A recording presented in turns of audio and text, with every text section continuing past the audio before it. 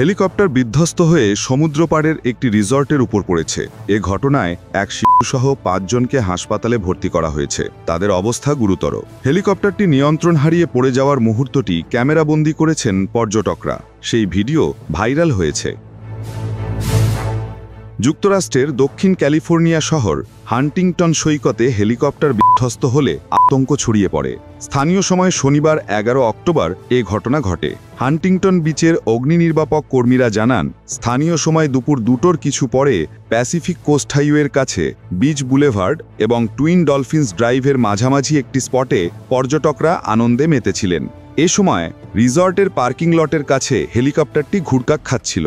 হঠাৎ পাইলট সেটির নিয়ন্ত্রণ হারিয়ে ফেলেন। শহরের কর্মকর্তারা জানিয়েছেন, হেলিকপ্টারে থাকা 2 ব্যক্তিকে ধ্বংসস্তূপ থেকে নিরাপদে উদ্ধার করা হয়েছে।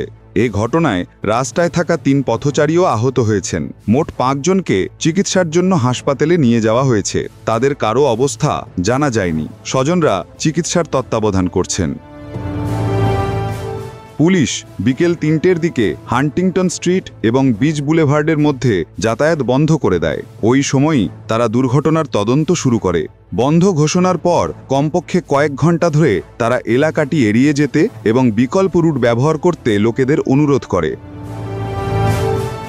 সোশ্যাল মিডিয়ায় পোস্ট করা নাটকীয় সেই ভিডিওতে দেখা যাচ্ছে, হেলিকপ্টারটি বেশ কয়েকবার ঘুরছে এবং তারপর রিসর্টের আঙিনায় গাছের সঙ্গে ধাক্কা খেয়ে বিকট শব্দে ভেঙে পড়ে। অন্যান্য ভিডিও ফুটেজে দেখা যায়, আকাশ থেকে পড়ার কিছুক্ষণ আগে হেলিকপ্টার থেকে একটি বস্তু পড়ছে, তবে সেটি কি তা নিশ্চিত হওয়া যায়নি।